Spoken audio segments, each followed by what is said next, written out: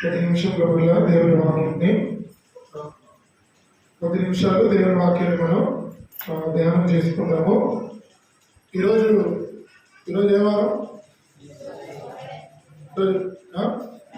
Good Friday కదా, అంటే తెలుగులో శుక్రవారం, మంచి శుక్రవారం అని చెప్తా ఉంటారు కదా. ఎందుకు మంచి శుక్రవారం అని ఎందుకంటాం? వారంలో శుక్రవారం వస్తుంది కదా, ప్రతి వారం శుక్రవారం వస్తుంది కదా. మంచి శుక్రవారం అని ఎందుకంటాం? మీరు అందరూ చదువుకున్న పిల్లలేగా, చెప్పండి. 10th క్లాస్ పిల్లలు ఎవరున్నారు? 10th క్లాస్ పిల్లలు ఎవరున్నారు? 13 సంవత్సరాల పైన పిల్లలు ఎవరున్నారు? చేతులు ఎత్తండి. 13 సంవత్సరాలకి పైన, 13 సంవత్సరాలు, 14 సంవత్సరాలు, 15 సంవత్సరాల పిల్లలు. సరే, ఎందుకు శుక్రవారం అని ఎందుకంటాం? మంచి శుక్రవారం అని ఎందుకంటాం? యేసు ప్రభు వారు శిలువలో చనిపోయినాడని క్యాలిక్యులేషన్స్ ప్రకారంగా పాత నిబంధన కాలం నుండి, పూర్వీకుల దినాల నుండి 2020 సంవత్సరములు, అంటే క్రీస్తుకు పూర్వము, క్రీస్తుకు శకము, తెలుసు కదా, చదువుకుంటాం కదా. క్రీస్తుకు పూర్వము, క్రీస్తుకు శకము, అక్కడ నుంచి మనకు క్రీస్తు శకం అనే దగ్గర మనకు క్యాలెండర్ స్టార్ట్ అయిన తర్వాత మరి ఇశ్రాయేలుకు క్యాలెండర్ ఉంది, మనకు క్యాలెండర్ ఉంది.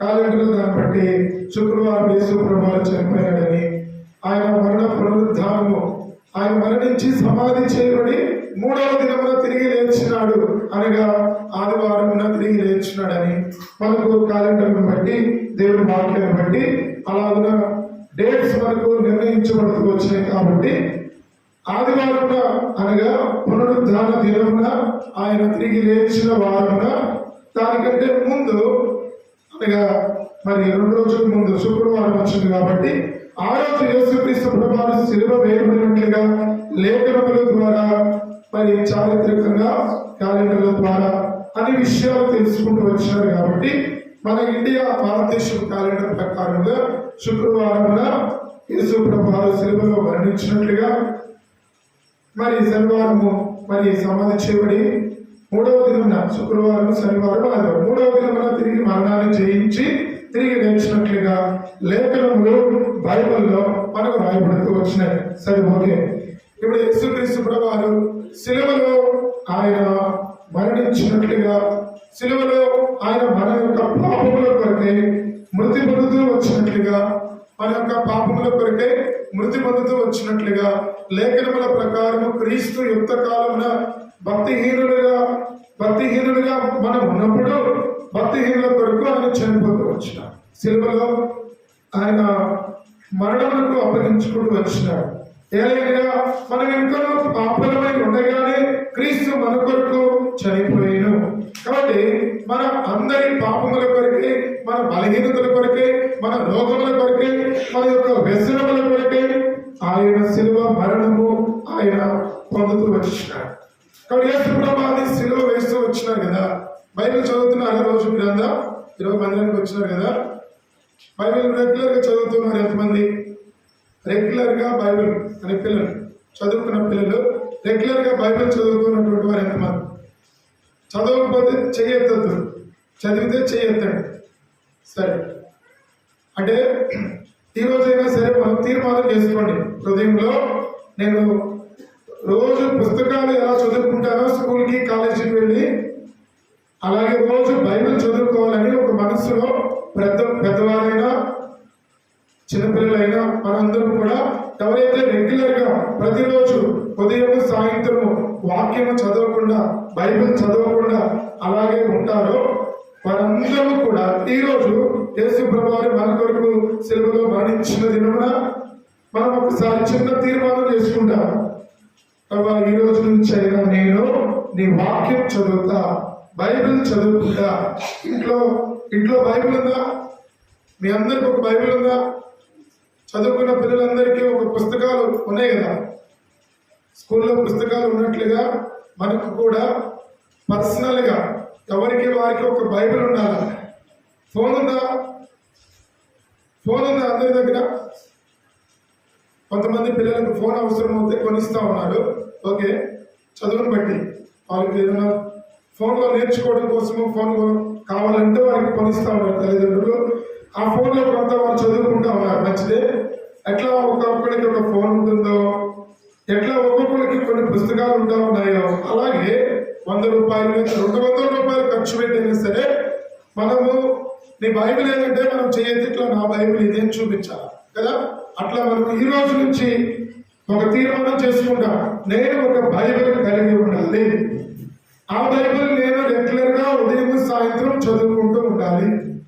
ఎందుకంటే నేను యవనస్తుగా ఉన్నప్పుడు నాకు కూడా అలా చెప్పారు, సేవకులు నాకు అలా చెప్పినప్పుడు నేను తీర్మానం చేసుకుని ఒక బైబిల్ కొనుక్కున్నాను. నేను బైబిల్ కావాలని ప్రార్థన చేస్తా ఉంటే ఇట్లా మీలాగే నేను మందిరానికి వచ్చిన. మందిరానికి వస్తే ఒక చిన్న క్విజ్ పెట్టారు. క్విజ్ పెడితే ఆ క్విజ్లో నేను రెగ్యులర్ గా మందిరానికి వెళ్తాం కానీ బైబిల్ లేదు, చెప్పే వాక్యం వింటాం కానీ కొన్ని గుర్తు పెట్టుకుంటాం. అట్లా వారు కొన్ని ప్రశ్నలు వేస్తే వాటికి సమాధానం చెప్తే నాకు బైబిల్ గిఫ్ట్ గా ఇచ్చిన. నేను బైబిల్ కోసము సేవకుడు అని చెప్పినాడు, బైబిల్ కొనుక్కోవాలా, బైబిల్ కోసం కొనుక్కోవాలని ప్రార్థన చేసుకో అంటే నేను ప్రార్థన చేసుకుంటా ఉంటే ఒకరోజు ఆదివారం సేవకుడు కొన్ని ప్రశ్నలు అడుగుతా ఉన్నాడు. నేను చదువుకునే రోజులు ఆ ప్రశ్నలకు సమాధానం చెప్తే బైబిల్ ఒకటి గిఫ్ట్ గా ఇచ్చినాడు. తర్వాత ఇంకొక సేవకుడు నాకు ఇంగ్లీష్ బైబిల్ కూడా గిఫ్ట్ గా ఇచ్చినాడు. తెలుగు బైబిల్ ఉంది, ఇంగ్లీష్ బైబిల్ కూడా సేవకులు ఇచ్చినారు.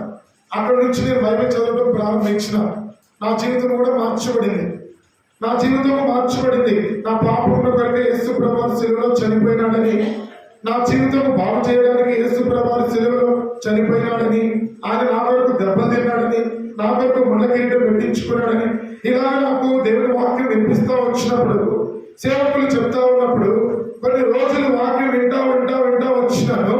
మీలాగా నేను కూడా గుడ్ ఫ్రైడే రోజు, పండగల రోజు, ఈస్టర్ పండగ రోజు, క్రిస్మస్ పండగ రోజు, 31వ తారీఖు రాత్రి జనవరి 1న ఇలాగ వస్తా వచ్చినప్పుడు కొంత వాక్యం నాకు దేవుడు వినిపింపజేస్తూ వచ్చినప్పుడు నాలో దేవుడు నెమ్మది లేకుండా చేస్తూ వచ్చినాడు, సమాధానం లేకుండా చేస్తూ వచ్చినాడు.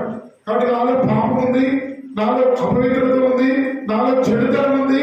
కాబట్టి ఇవన్నీ కూడా దేవుడి దగ్గర నేను ఒప్పుకోవాలి. అబద్ధములు ఉన్నాయి, మోసం ఉంది, అపవిత్రత ఉంది, చెడుతనం ఉంది, టీవీ చూస్తూ, సినిమాలు చూస్తూ, ఫ్రెండ్స్ తో తిరుగుతూ నా ఇష్టానుసారమైన జీవితం నేను జీవిస్తూ ఉన్నా. అందరికీ ఎలా కనబడతా ఉన్నానంటే మంచివాడుగా కనబడతా ఉన్నా. చర్చిలో మంచి పేరు ఉంది, ఇంట్లో మంచి పేరు ఉంది, కాలేజీలో మంచి పేరు ఉంది, స్కూల్లో మంచి పేరు ఉంది. కానీ హృదయం అంతా ఎలా ఉంది? దేవుని ఎదుట చెడిపోయి ఉంది. హృదయము దేవుని ఎదుట చెడిపోయినట్లుగా ఉంది. ఒకసారి కూర్చున్నావు కదా, వింటున్నావు కదా, నీ హృదయం ఒకసారి ఎలా ఉందో ఒకసారి ఆలోచించి. 13 సంవత్సరాలైనా 14 సంవత్సరాలైనా చదువుకునే పిల్లలుగా అమ్మ నాన్న చెప్తే వచ్చినావు కదా, ఇంట్లో బాబాయ్ వాడు మామయ్య వాడు చెప్తే వచ్చినావు కదా మందిరానికి, మంచిదే. ఇప్పుడు నీ హృదయం ఎలా ఉందో ఒకసారి ఆలోచించి. యేసు ప్రభువు చనిపోయినాడంట, సిలువలో ఎందుకు ఆయన మరణించినాడు, సిలువలో ఎందుకు ఆయన ముళ్ళ కిరీటం పెట్టించుకున్నాడు, చేతుల్లో సిలువలు కొట్టించుకున్నాడు, కాళ్ళలో మేకులు కొట్టించుకున్నాడు, ఆయన ఎందుకు శ్రమ పడ్డాడు, ఆయన ఎందుకు దెబ్బలు తిన్నాడు, ఎందుకు ఇలాగో ఆయన చనిపోయినాడు అని ఒకసారి ఆలోచించి నీకు ఒక ఆలోచన వస్తుంది. నా కోసమే కదా, నా హృదయం అంతా చెడిపోయింది, అందుకే వస్తున్నా కదా.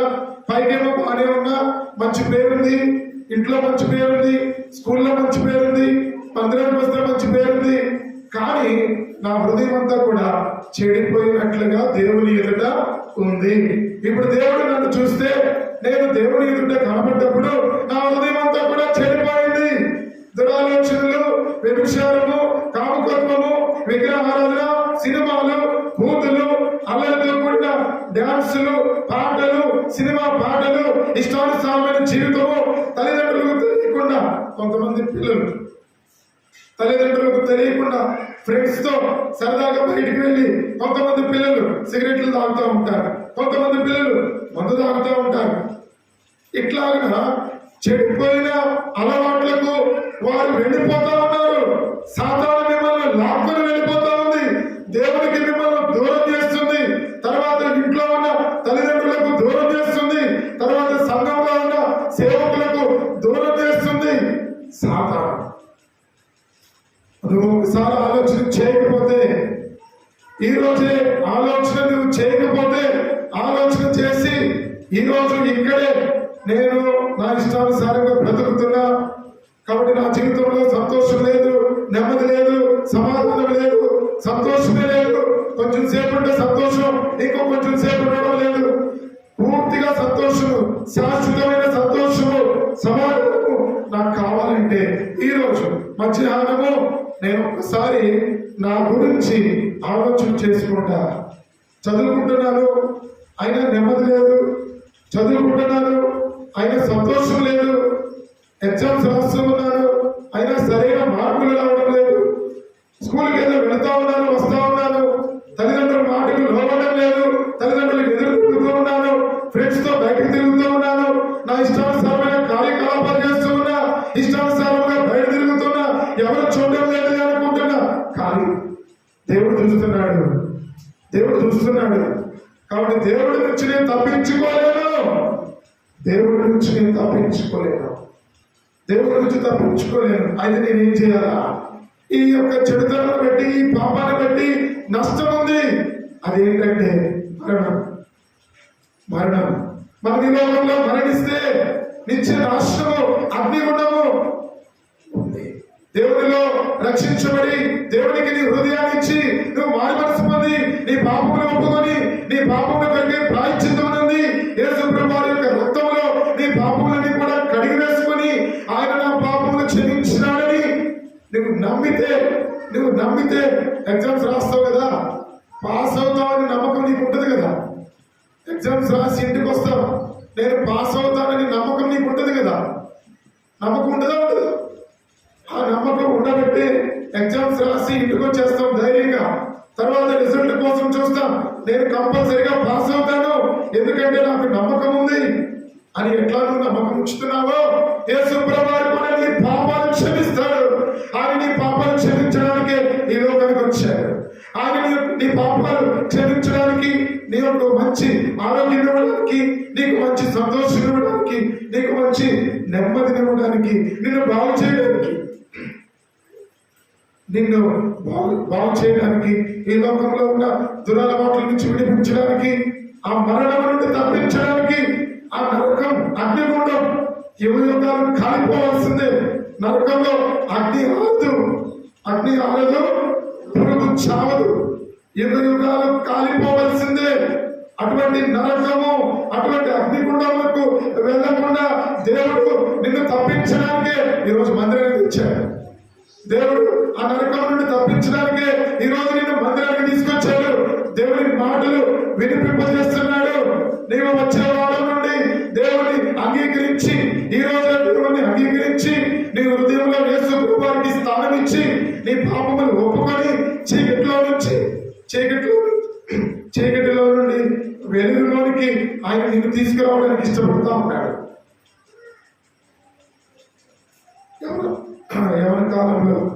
ఎవరి కాలంలో దేవుని నమ్మకోనికుండా సాతాను చేస్తాడు.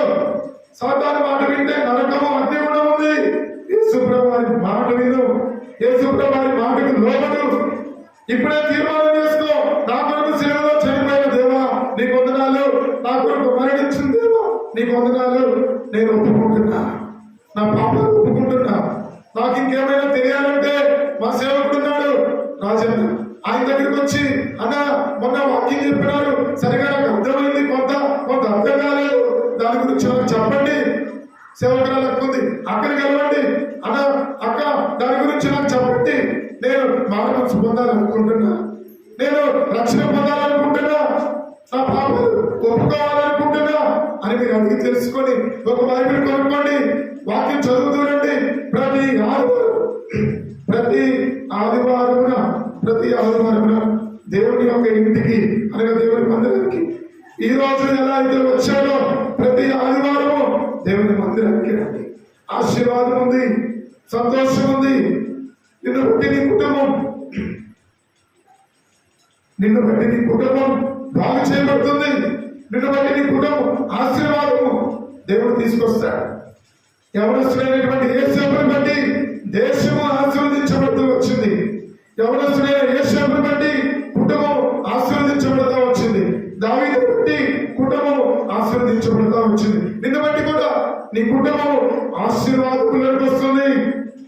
శాపంలో నుండి ఆశీర్వాదంలోకి వస్తుంది, నష్టంలో నుండి లాభంలోకి వస్తుంది. నువ్వు చేసే ప్రతి పనిలో దేవుడు నీకు తోడుగా ఉంటాడు. నువ్వు చేసేటువంటి ప్రతి పనిలో దేవుడు నీకు తప్పకుండా సహాయం చేస్తాడు, నిన్ను అభివృద్ధి పరుస్తాడు. నీ కొరకు ప్రాణం పెట్టిన దేవుడు, నీ కొరకు మరణించిన దేవుడు, నీ కొరకు ప్రాణం పెట్టిన దేవుడు, ఆయన తప్పకుండా నీకు సహాయం చేసే దేవుడు. నువ్వేం చేయాలా? ఇప్పుడు నువ్వేం చేయాలా?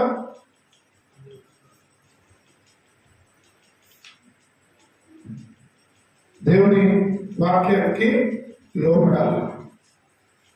నిజమే ప్రభా, నా పాపాలు ఒప్పుకుంటాను, నేను పాపిని తెలుసు, ఆయన ఒప్పుకోవడం లేదు. ఈరోజు ఒప్పుకుంటా, నా పాపములు క్షమించండి. నువ్వు మనసులో ప్రార్థన చేసుకో.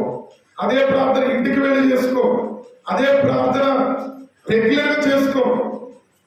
కొన్ని దినాల్లో దేవుడు నీతో మాట్లాడతాడు, తొందరలోనే దేవుడు నీతో మాట్లాడతాడు, నిన్ను దర్శిస్తాడు, దేవుని ఇంటికి తీసుకొస్తాడు, దేవుని సేవకుల ద్వారా నీతో మాట్లాడతాడు. నిన్ను ఆయన ప్రేమిస్తూ ఉన్నాడు. లోకంలోని తల్లిదండ్రులు నువ్వు తప్పు చేస్తే నిన్ను ప్రేమించట్లా. లోకంలోని తల్లిదండ్రులు, నీ అత్తమామని ఎవరు కూడా నిన్ను ప్రేమించడంలా. నువ్వు తప్పు చేస్తున్నావని, నువ్వు అబద్ధం ఆడుతున్నావని, నువ్వు మోసం చేస్తున్నావని నిన్ను ప్రేమించడం లేదు. కానీ యేసు ప్రభు నిన్ను ప్రేమిస్తున్నాడు. ఆయన ప్రేమకు నిన్నేం చేయమంటున్నాడంటే, నీ హృదయాన్ని ఆయనకి ఇవ్వమంటున్నాడు. నీ డబ్బులు అవసరం లే, నీ ఇల్లు అవసరం లే, నీ కార్లు అవసరం లే, నీ డబ్బులు అవసరం లే, ఆయనకు నీ హృదయం ఇవ్వమంటున్నాడు. తీర్మానం చేసుకో. అలా నువ్వు ప్రార్థన చేసుకుంటే ఈరోజు రాత్రి దేవుడు నీతో మాట్లాడతాడు. నువ్వు ప్రార్థన చేసుకుంటా ఉంటే దేవుడు నీతో మాట్లాడతాడు. నువ్వు అశ్రద్ధ చేయొద్దు, నువ్వు నిర్లక్ష్యం చేయొద్దు. పెద్దవారైనా చిన్నవారైనా ఎవరైనా సరే దేవుడు నీతో మాట్లాడుతున్నప్పుడు నిర్లక్ష్యం ఉండద్దు, అశ్రద్ధ చేయొద్దు. ప్రార్థన చేసుకుని వచ్చిన మాటలతోనే దేవుని పాపిని గ్రహించి ఆ పాపముల నుండి నా కొరకు మృతి పొందినావు, నా కొరకు సిలువలో రక్తం కార్చినావు, నీ రక్తంలో నా ప్రతి పాపమును కడగండి అని కనుక నువ్వు ప్రార్థన చేసుకుంటే దేవుడు నీతో మాట్లాడతాడు. ప్రతి ఆదివారం దేవుడి మందిరానికి రా, దేవుడి సేవకులతో ప్రార్థన చేయించుకో, దేవుడి సేవకులతో మాట్లాడు. నీకున్న సమస్యలన్నీ కూడా దేవుడి సేవకులతో చెప్పు. వారు నీ కోసం ప్రార్థన చేస్తారు. నువ్వు రక్షించబడతావు, నీ కుటుంబం రక్షించబడుతుంది. నిన్ను బట్టి దేవుడు నీ కుటుంబాన్ని ఆశీర్వదిస్తాడు. నీ చదువులో దేవుడు తప్పకుండా నీకు సహాయం చేస్తాడు. నువ్వు చేసే ప్రతి పనిలో దేవుడు నీకు సహాయం చేస్తాడు. నీ వ్యాపారంలో దేవుడు నిన్ను అభివృద్ధి పరుస్తాడు. ఎప్పుడు నీ హృదయాన్ని దేవుడికి ఇచ్చినప్పుడు. కాబట్టి ఆ రీతిగా కొద్ది నిమిషాలు ఆలోచన చేయండి. వాక్యం ముగించే లోపు కొద్ది నిమిషాలు ఆలోచన చేయండి. 10-15 నిమిషాలు ముగించేసుకుంటాడు. చూడండి, యేసు ప్రభు శిలువలో ఎన్ని మాటలు పలుకుతూ వచ్చినాడు? 7 మాటలు పలుకుతూ వచ్చినాయి కదా. అవి ఒకసారి చూద్దాం. ఎందుకు యేసు ప్రభు ఆ మాటలు పలుకుతూ వచ్చినాడో చూద్దాం. లూకా సువార్త 23వ అధ్యాయము, 34వ వచనం. లూకా సువార్త 23:34. లూకా సువార్త 23వ అధ్యాయము 34వ వచనం. ఎవరైనా కొంచెం చదవండి.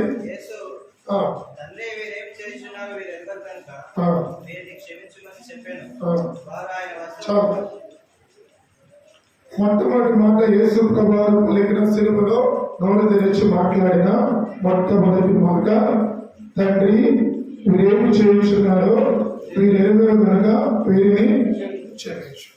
యేసు ప్రభువు అక్కడ యేసు ప్రభువుని హింసించి ముళ్ళ కిరీటం పెట్టి ఆయనను కొట్టి ఆయనను హింసించి ఆయనను అపహాస్యం ఎగతాళి చేసి అటువంటి పరిస్థితిలో యేసు ప్రభువు శిలువలో ఆయన వేలాడుతూ ఉన్నప్పుడు ఆయన పలుకుతూ వచ్చిన మొట్టమొదటి మాట, అక్కడ ఉన్నటువంటి వారందరూ ఎవరైతే ఆయనను హింసించినారో ఎవరైతే ఆయనను ఇబ్బంది పెడుతూ వచ్చినారో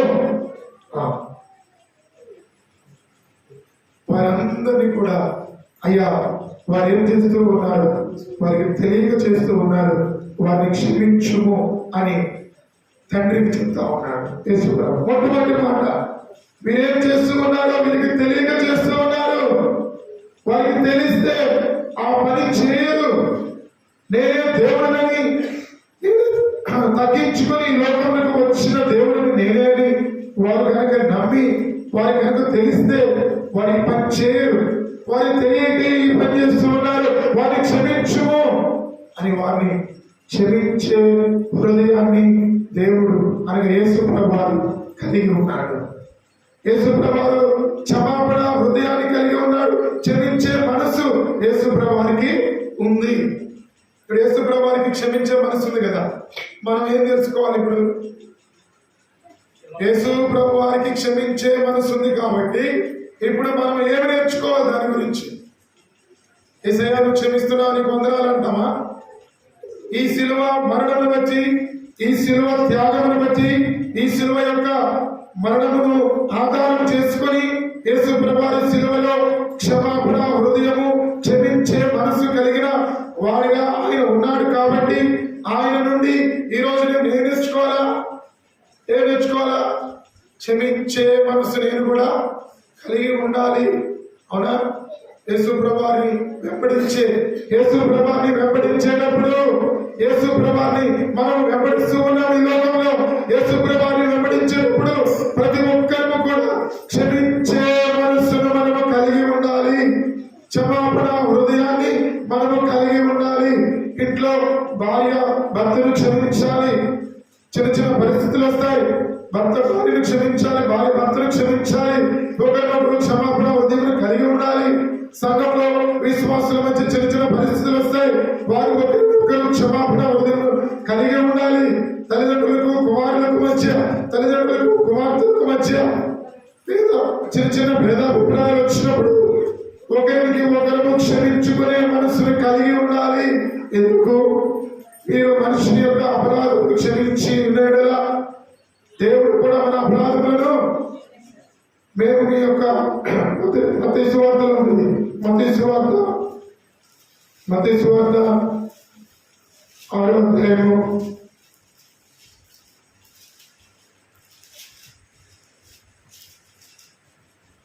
6వ అధ్యాయము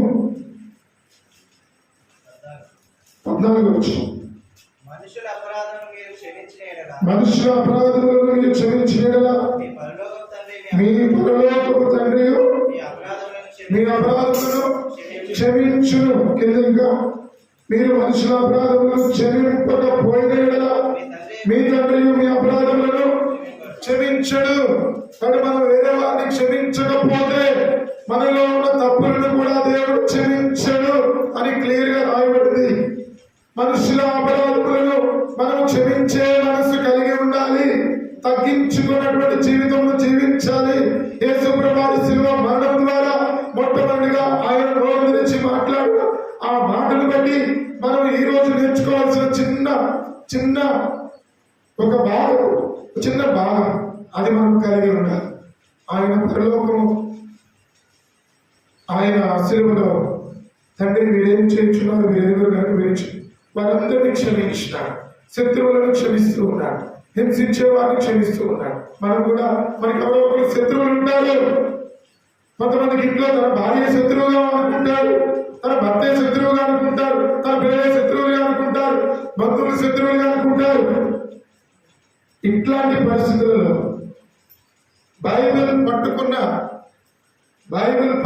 మనము, బైబిల్ చదివే మనము, యేసుప్రభువుని వెంబడించే మనము, యేసుప్రభువుని క్షమించినట్లుగా మనము కూడా మనుష్యుల అపరాధములను ఏం చేయాలి? క్షమించేసేయాలి. క్షమించకుండా మనసులో అట్లనే పెట్టుకున్నాం అనుకో ఏమవుతుంది? బ్యాంకులో డబ్బులు ఉంటే ఏమవుతాయి? వడ్డీ ఇస్తారు కదా, ఎవరా ఇస్తారు, ఎంత కొంత వడ్డీ ఇస్తారు. అట్లాగే తప్పులు క్షమించకపోయామనుకో ఏమవుతాయి? అవి కూడా అంతే, తప్పు మీద తప్పు, తప్పు మీద తప్పు చేసుకుంటా పోతాం. ఆ తప్పులకు క్షమాపణ చివరకు ఎన్నో తప్పులు పెరిగిపోతా ఉంటాయి. ఏ రోజు తప్పు ఆ రోజే దేవుని దగ్గర క్షమాపణ అడిగేసేయాలి. ఏ రోజు పొరపాటు ఆ రోజే దేవుని దగ్గర అడిగేసేయాలి. ఏ రోజు తప్పు ఎవరితోనైనా ఇట్లా చిన్న చిన్న పరిస్థితులు వస్తే వారిని ఏ రోజుకు ఆ రోజే క్షమించేసేయాలి. మనసులో కక్షలు పెట్టుకోకూడదు, మనసులో భేదాభిప్రాయాలు పెట్టుకోకూడదు, మనసులో అసూయ పెంచుకోకూడదు, మనసులో పగ, ఈర్ష్య, ద్వేషము పెంచుకోకూడదు. క్షమించే మనసు కలిగి ఉండాలి.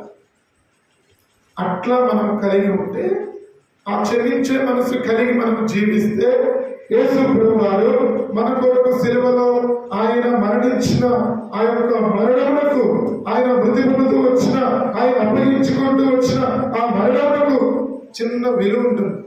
ఏముంటుంది? విలువ ఉంటుంది.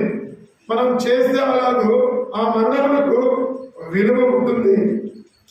మనం అలా చేయకపోతే దేవుడు కూడా మన అపరాధములను క్షమించడు. ఆయన మరణమునకు ఇంకా విలువ ఎక్కడిది? ఆ విలువ మనం చూపిస్తూ ఉన్నాం ఈ లోకంలో.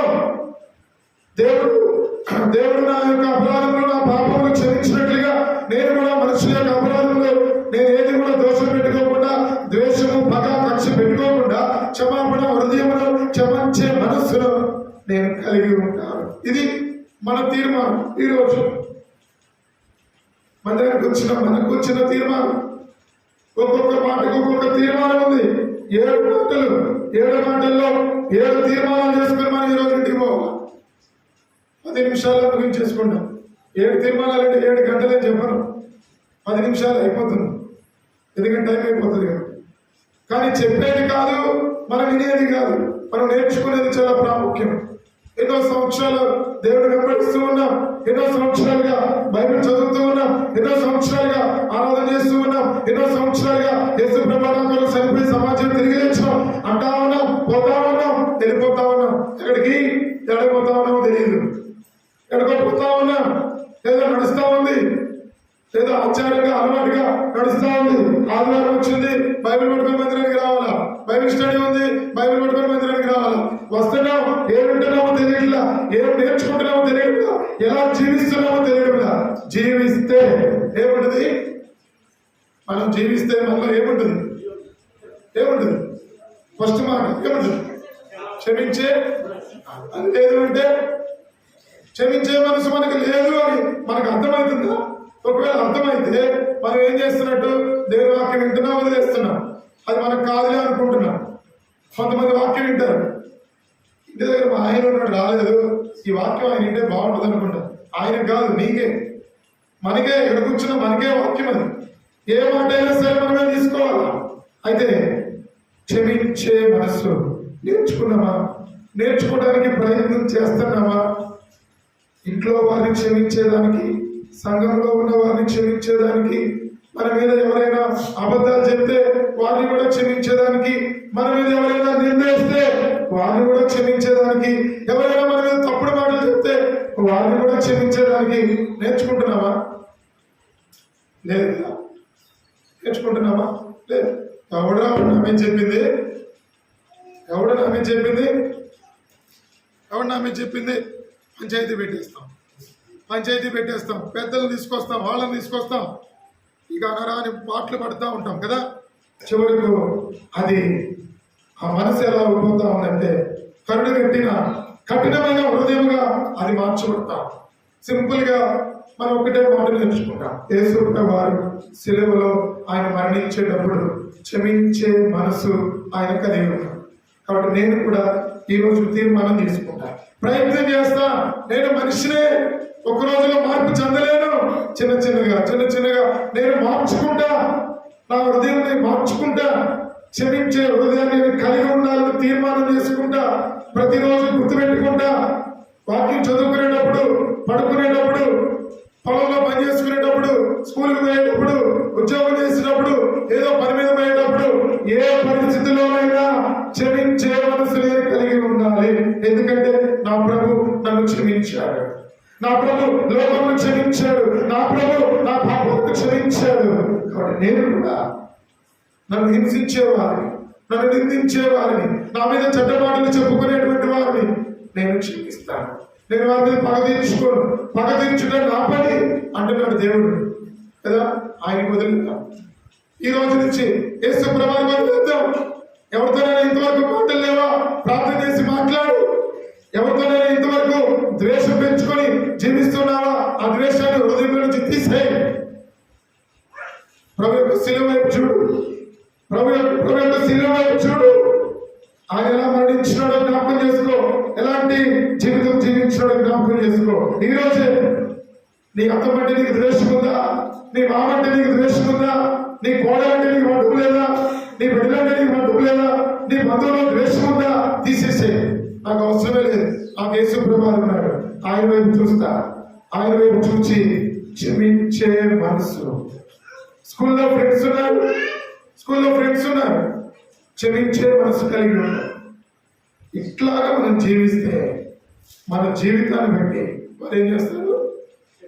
మార్చబడతారు. మన యొక్క జీవితాన్ని బట్టి మనం క్షమించే మనసు కలిగి ఉంటున్నామని చెప్పి వారు మనల్ని చూస్తూ చూస్తూ ఏం చేస్తారంటే, ఒక దినం అన్న తప్పైపోయింది, అక్క తప్పైపోయింది, అత్తమ్మ తప్పైపోయింది, మామయ్య తప్పైపోయింది, కోడల తప్పైపోయింది, మనవడ తప్పైపోయింది, మనవడ తప్పైపోయింది. ఎవరికి వారు ఒప్పుకుంటారు.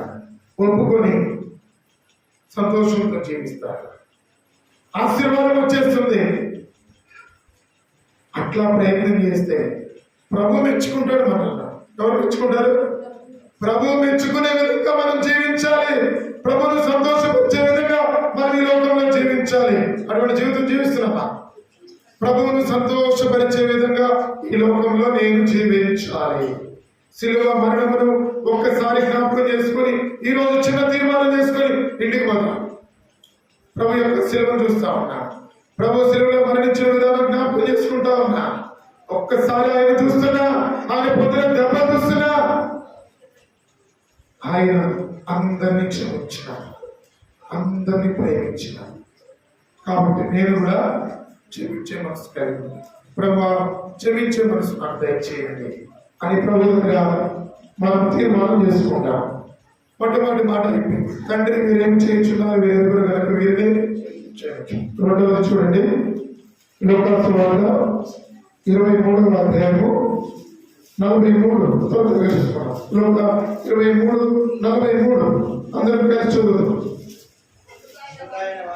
అందుకు ఆయన వారితో, నేను నీవు నాతో కూడా ప్రదేశంలో ఉండమని నిశ్చయముగా నీతో చెప్పుచున్నాను. కాబట్టి ఇక్కడ ఎటువంటి సందర్భం జ్ఞాపకం చేయబడతా ఉంది? ఎవరితో దేవుడు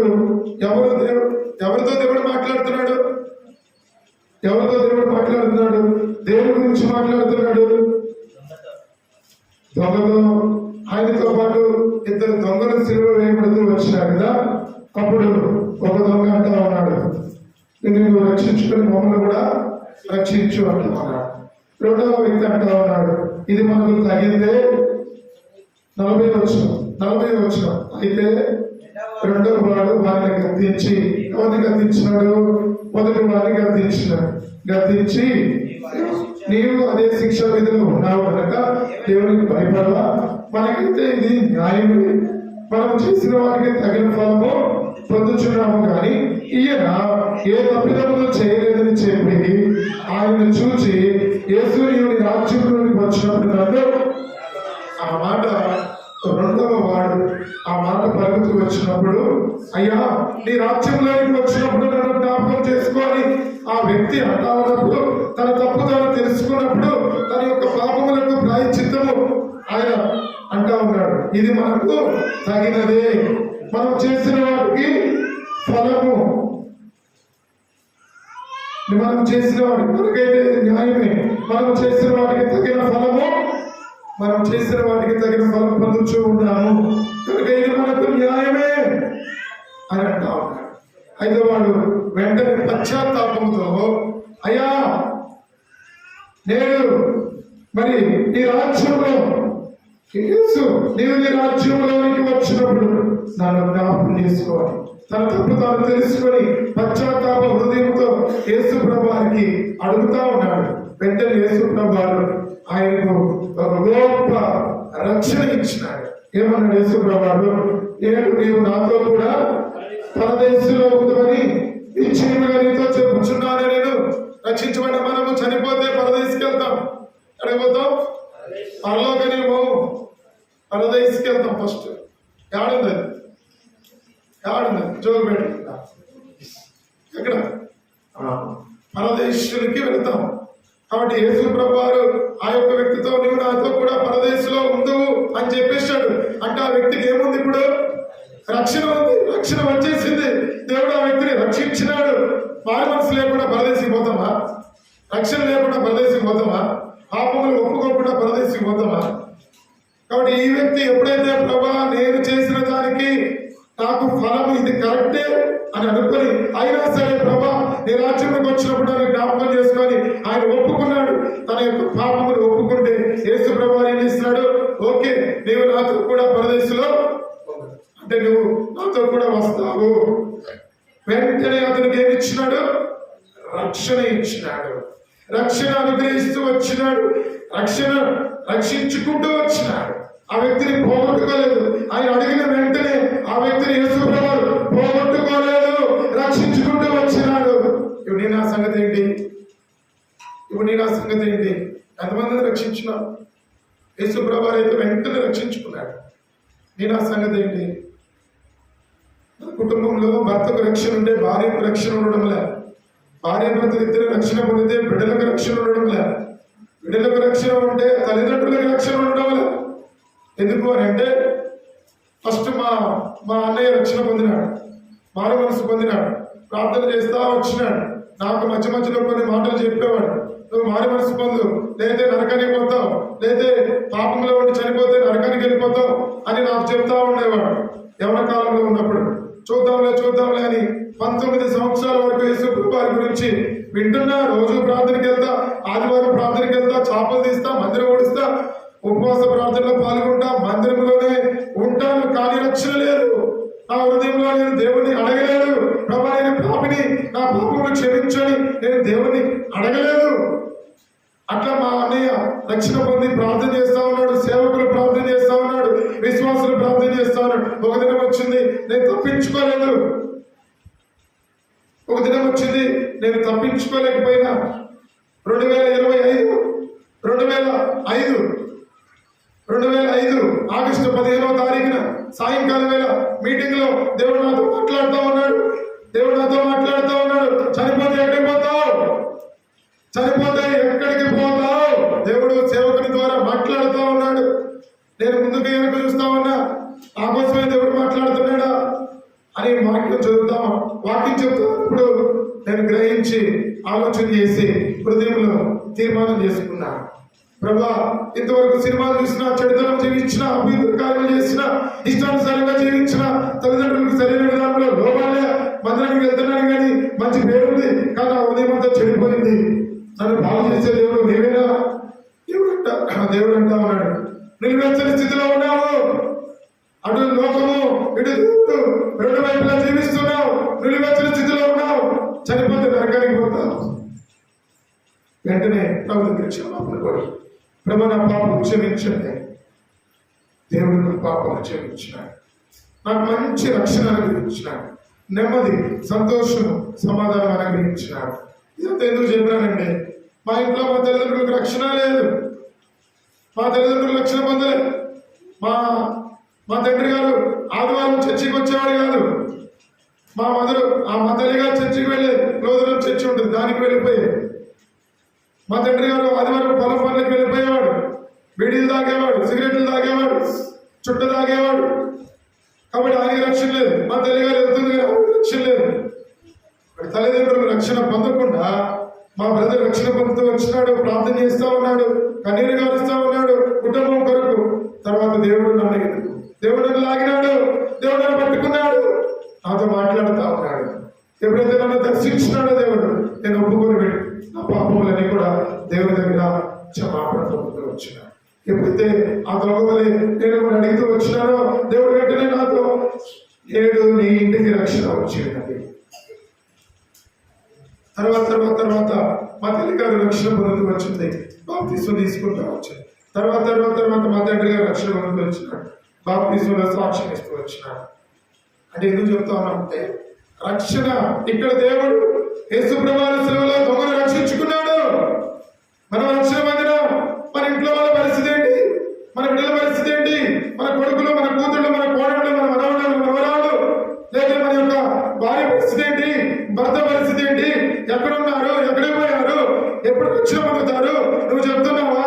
నీ ప్రవర్తన సరిగా ఉందా? ఇంట్లో సరిగా జీవిస్తున్నావా? ఎలా ఉంది నీ జీవితము? నిన్ను బట్టి దేవుడి ఇంటికి వస్తున్నాడా? రానని చెప్తున్నాడా? ఎలా ఉంది మన పరిస్థితి? రక్షించుకోవడం ఇష్టమేనా? నువ్వు రక్షించుకుంటావు. నీ భక్తులు నీ భార్యను రక్షించుకోవడం ఇష్టమేనా?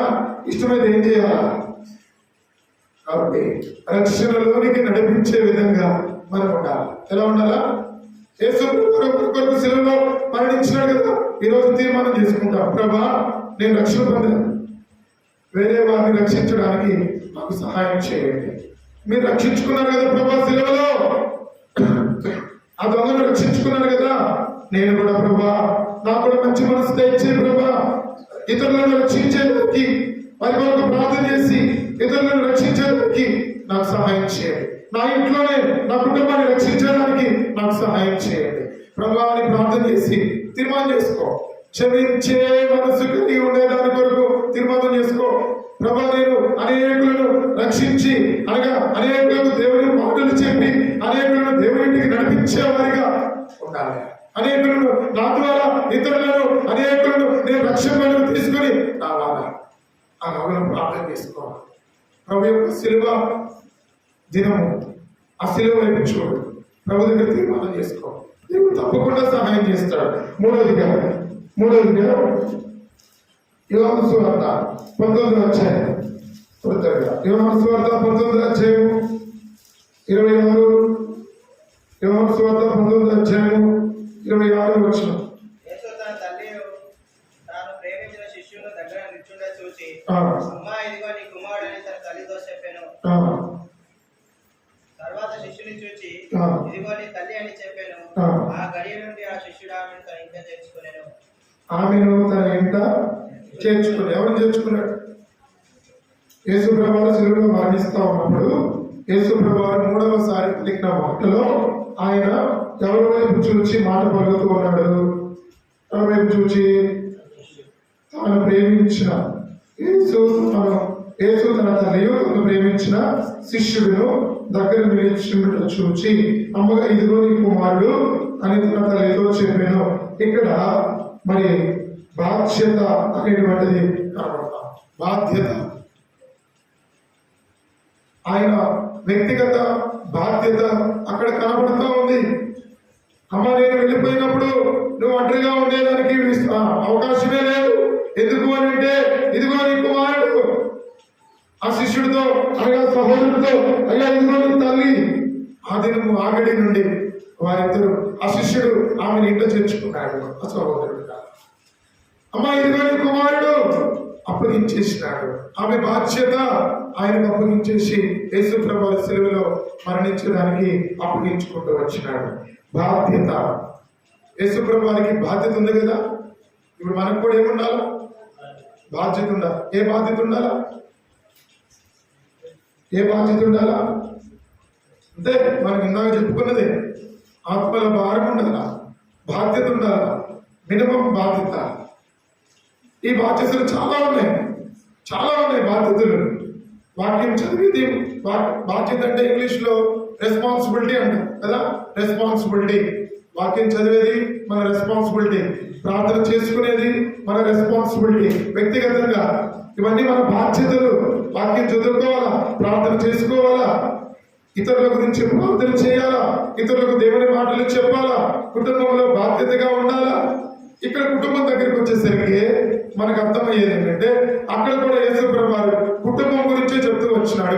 అక్కడ కూడా యేసు ప్రభువు కుటుంబ బాధ్యతలు గుర్తు చేసినట్లుగా కనబడతా ఉంటుంది. మనం ఉన్నాం కదా, మనకందరికి కుటుంబం ఉంది. కుటుంబ విషయంలో ఎంతవరకు బాధ్యత కలిగి ఉంటా ఉన్నా? కుటుంబ విషయంలో ఎంతవరకు, ఒకవేళ స్కూల్కి వెళ్ళే పిల్లలు, 9th 10th చదువుకునే పిల్లలు, ఎంతవరకు మనం బాధ్యత కలిగి ఉన్నాం? ఇంట్లో భర్తలు అయితే ఎంతవరకు బాధ్యత కలిగి ఉంటా ఉన్నాం? పిల్లల పట్ల తల్లిదండ్రులు పిల్లల పట్ల, పిల్లలు తల్లిదండ్రుల పట్ల, పెద్దవారు కుమారులు కుమార్తెల పట్ల ఎంతవరకు బాధ్యతలు కలిగి ఉంటా ఉన్నాం? నాకెందుకులే వదిలేస్తున్నాం,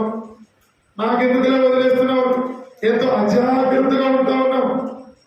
ఎటువంటి బాధ్యతలు మనం కలిగి ఉంటా ఉన్నాం? పిల్లోడు మన కళ్ళ ముందే పిల్లోడు చెడిపోతా ఉంటున్నాడు, చూస్తూనే ఉంటాం. మన కళ్ళ ముందే మన భర్త బయట పోతా ఉంటాడు, మందిరానికి రాడు, చూస్తూనే ఉంటాం. మనం వాక్యం చదవం, ప్రార్థన చేయం, వాళ్ళకి కూడా చెప్పం. కాబట్టి మన ఇష్టానుసారంగా మనం జీవిస్తూ ఉన్నాము. సరి అయిన కుటుంబ బాధ్యత లేని వారిగా ఉన్నాము. కుటుంబ ప్రార్థన చేసుకుంటున్నామా?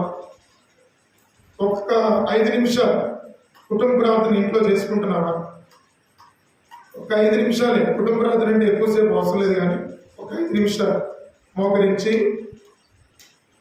యజమానుడిగా మనము భార్యను దగ్గర పెట్టుకొని, బిడ్డలను దగ్గర పెట్టుకొని, ఒక అధ్యాయం తీసి, ఒక అధ్యాయంలో వచనాలు చదువుకుని ఒక 2 నిమిషాలు ప్రార్థన చేసే ఈ బాధ్యత మనకుందా?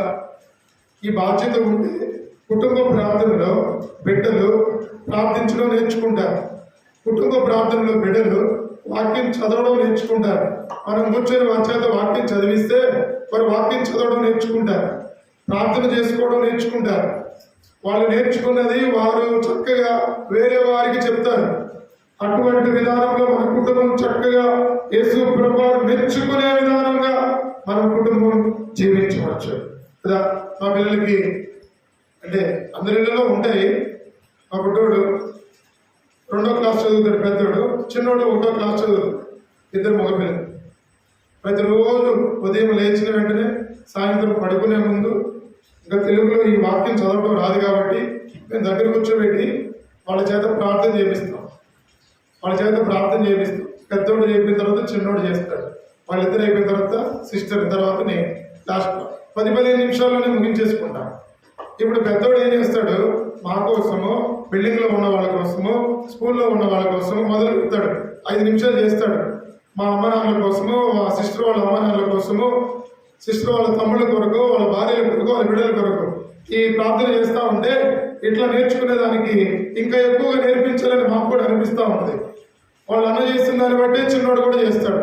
చక్కగా ఎక్కడ తప్పుకోకుండా చేస్తాడు. ఇది గొప్ప కోసమే కాదులే, కానీ చిన్నగా మనం నేర్చుకుంటామని చెప్తున్నాం.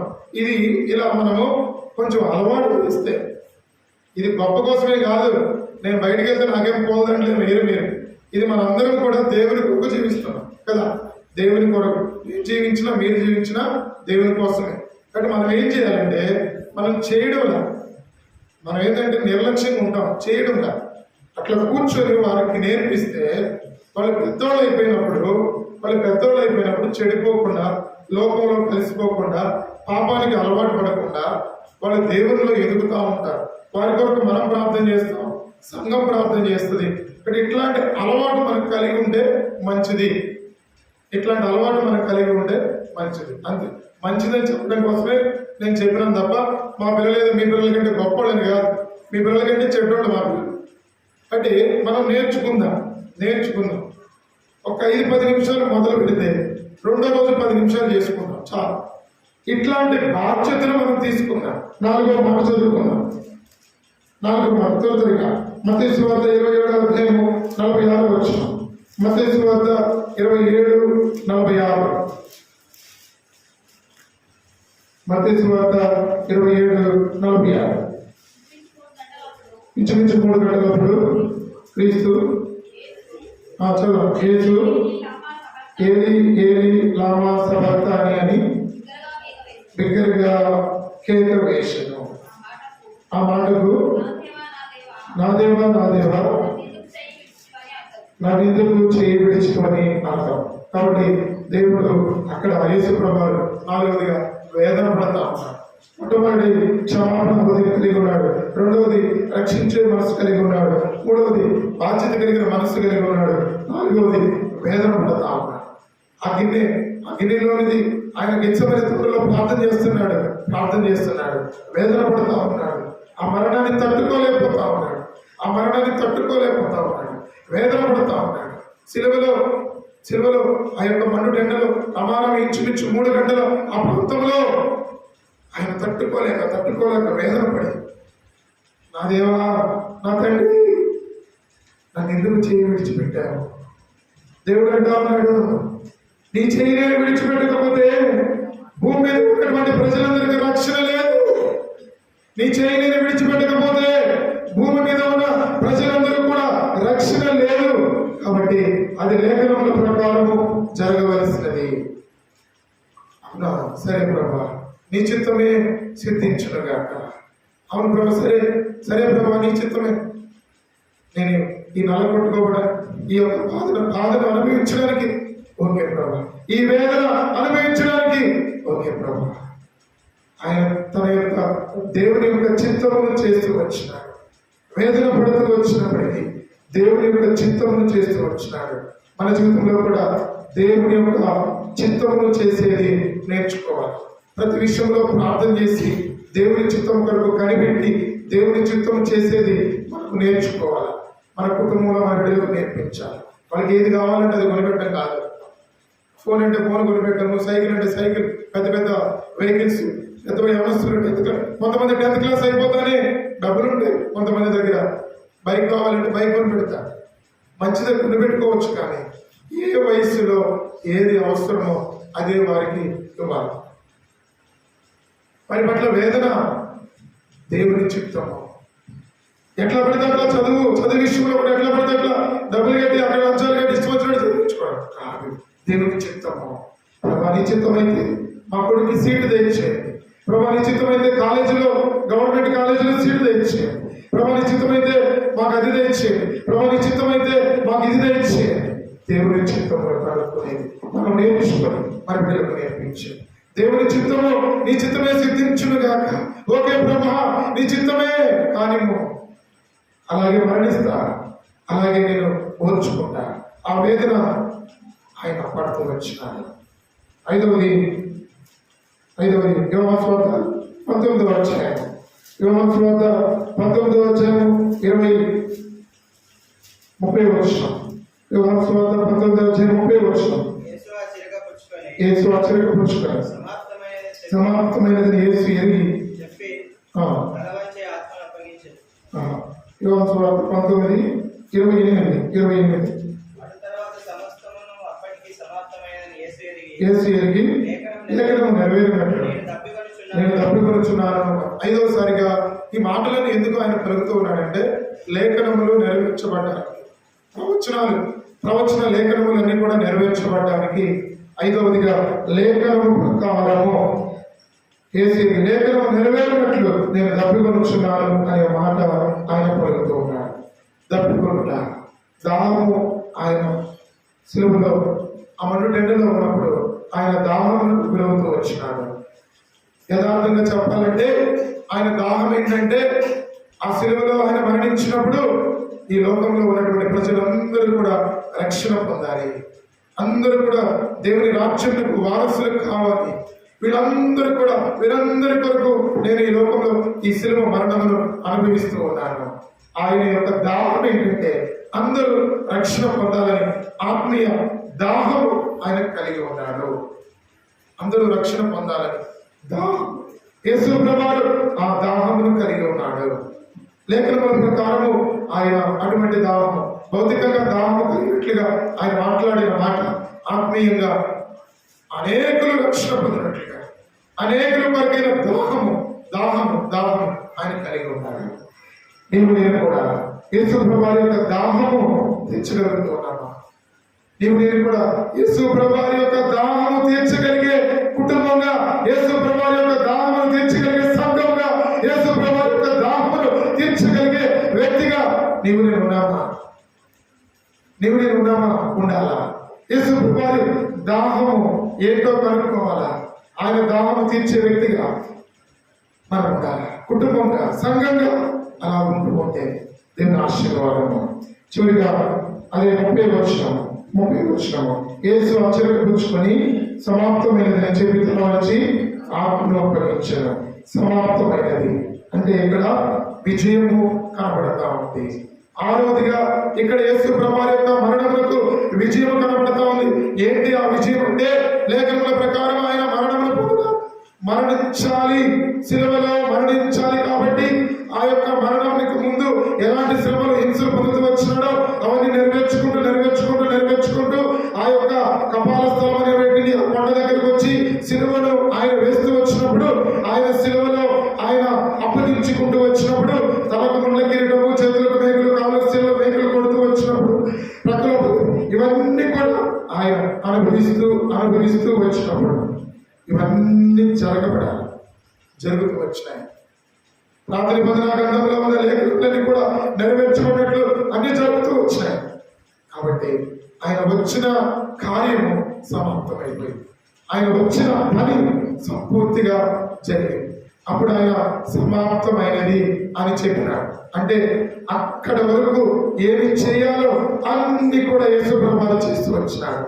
ఎక్కడ కూడా ఆయన మిగిల్చలేదు. సమాప్తమైనది అని ఆయన నెరవేర్చుతూ వచ్చినాడు. దేవుని చిత్తము సంపూర్ణంగా అక్కడ నెరవేరుస్తూ వచ్చినాడు. ఆ మాట చెప్పిన తర్వాత చివరిగా అక్కడ మరణం మీద విజయమును ఆయన పొందుతూ వచ్చినాడు. ఎప్పుడైతే సమాప్తం అయిపోయిన ప్రభావం చెప్పిన పనంతా కూడా కంప్లీట్ అయిపోయింది. అప్పుడు ఆయన మరణం మీద ఆయనకు విజయం వచ్చింది. విజయశీలుడిగా మరణమును మృంగివేసేసాడు. ఆ మరణమును మృంగివేసేసాడు. ఆ చేతిన చిరుకను త్రాగివేశాడు. సమాప్తమైపోయింది. తర్వాత ఏడవ మాటగా లూకాసు వార్త 23:46 అందరూ కలిసి ఈ మాట చదువుకొని మోకరించి ప్రార్థన చేసుకుంటారు. లూకాసు వార్త 23:46 అందరూ కలిసి ఈ మాట చదువుకుంటారు. అప్పుడు యేసు లూకాసు వార్త 23:46 అప్పుడు యేసు గొప్ప శబ్దంతో కేక వేసి, తండ్రి వీరేమి చేయించున్నారు, తండ్రి నీ చేతికి నా ఆత్మను అప్పగించుకొనుచున్నాను. ఎప్పుడైతే ఆయన శిలువలో కార్యము సమాప్తమైందో వెంటనే ఆయనలో ఉన్న ఆత్మను దేవునికి అప్పగించేసేసాడు. కాబట్టి ఇక్కడ ఆయన సమర్పణ ఏంటంటే ఆత్మను తండ్రికి అప్పగించేశాడు. అదే ఆయన సమర్పణ. ఈ లోకంలో జీవించాడు, 33 సంవత్సరాలు జీవించాడు. శిలువ మరణము పొందేంత వరకు కూడా ఎన్ని నెరవేర్చాలని నెరవేర్చుకుంటూ వచ్చేసి ఈ ఆత్మను దేవుడు ఎలా ఇచ్చినాడో అలా దేవునికి అప్పగించేశాడు. సమర్పణ. ఆయన అటువంటి గొప్ప సమర్పణతో ఈ భూమి మీదకి వచ్చాడు. గొప్ప సమర్పణతో ఈ భూమి మీదకి వచ్చి ఆయన తన ఆత్మను సమర్పించేసుకున్నాడు. మరి మన పరిస్థితి ఏంటి? శిలువ మరణమును జ్ఞాపకం చేసుకుంటూ ఉన్న మనము, శిలువను చూస్తూ ఉన్న మనము, శిలువ పైన యేసు ప్రభువు యొక్క ముండ్ల కిరీటం చూస్తూ ఉన్న మనము, గాయాలు చూస్తూ ఉన్న మనము, మరలా ఆయనను శిలువ వేస్తూనే ఉన్నాము. మన ప్రవర్తన ద్వారా, మన క్రియల ద్వారా, మన తలంపుల ద్వారా, మన ఆలోచన ద్వారా, మన నడవడిక ద్వారా, మన మూర్ఖత్వం ద్వారా, మన అవిధేయత ద్వారా, మన చెడుతనం ద్వారా, మన వ్యభిచారం ద్వారా, మన జాగ్రత్తం ద్వారా, మన దొంగతనం ద్వారా, మన విచ్చలవిడితనం ద్వారా ఆయన మరలా సిలువ వేస్తూనే ఉన్నాం. ఆయన గాయాలను వేలు పెట్టి చూస్తూనే ఉన్నాము. మార్చుకుందామా? మన బ్రతుకు మార్చుకుందామా? సమర్పించుకుందామా? కాళ్ళు చేతులేలా నీ సేవకే ప్రభా సమర్పించుకుందామా? ప్రభా ఈ లోకంలో నన్ను నీ ఉంచింది నీ పని చేయడం వరకే ప్రభా సమర్పించుకుందామా? ఈ లోకంలో రక్షించుకుంది అనేకుల రక్షణార్థమై నన్ను ఈ లోకంలో ఇంకను అనేకులు ఈ లోకంలో మరణిస్తున్నారు. నన్నైతే ఈ భూమి మీద శాశ్వతంగా ఉంచుతూ వస్తూ ఉన్నావు, సజీవునిగా ఉంచుతూ వస్తున్నావు. నా సమర్పణ ఏంటి ప్రభా? అనేకులు సమర్పించుకుంటున్నారు కదా, నా సమర్పణ ఏంటి ప్రభా? యేసు ప్రభాని కొరకు నువ్వేం సమర్పించుకుంటున్నావు? నీ నోరా, నీ హృదయం, నీ చేతుల, నీ కాళ్ళ, నీ దేహం ఏమి సమర్పించుకుంటున్నావు? ఏమి సమర్పణ జీవితంతో జీవించాలని తీర్మానం చేసుకుంటున్నావు? ప్రభా ఇక్కడ మొదలుకొని ఇంకా నా జీవితంలో జీవించినంత కాలం నా హృదయమాన నిన్ను వెంబడిస్తాను. తప్పిపోకుండా నీ మార్గంలో ఉంటాను, పడిపోకుండా నీ మార్గంలో ఉంచాను. నా యొక్క గొప్ప సమర్పణ జీవితంతో నా యొక్క దేహమును నీకు సమర్పించుకుంటా, నా శరీర సంబంధమైన కోరికలను నీకు సమర్పించుకుంటా. ప్రభు నాలో జీవించే చెడిపోయిన జీవితమును నీకు సమర్పించుకుంటా, నాలో అవిధేయతను నీకు సమర్పించుకుంటా. అన్ని ప్రభు నీ దగ్గర సమర్పించుకుంటా. నన్ను బాగు చేయి, నన్ను బాగు చేయి. నా సమర్పణ ద్వారా అనేకులు రక్షించబడతా, నా సమర్పణ ద్వారా అనేకులు దేవుడింటికి రావాలా, నా సమర్పణ ద్వారా అనేక కుటుంబాలు ఆశీర్వాదంలోనికి రావాలా, నా సమర్పణ ద్వారా నా కొడుకు, నా కూతురు, నా బిడ్డలు, నా కుటుంబము దేవుని ఇంటిలో పాటలు పాడి ఆరాధించాలా. ఇటువంటి సమర్పణ మోకరించండి, ప్రార్థన చేసుకుంటాం. మోకరించండి, ప్రార్థన చేసుకుందాం. ఒక నిమిషం మౌనంగా తీర్మానం చేసుకుందాం. అయ్యా, స్కూల్లో చదువుతూ ఉన్నటువంటి మన బిడ్డ, నువ్వు ఎటువంటి సమర్పణ చేసుకుంటున్నా, నువ్వు ఎటువంటి సమర్పించాలనుకుంటున్నా, నీ హృదయాన్ని యేసు ప్రభువుకి సమర్పించు. అమ్మా, ఇంకా పెద్దవారు ఇంకా ఎవరైనా రక్షణ పొందకపోతే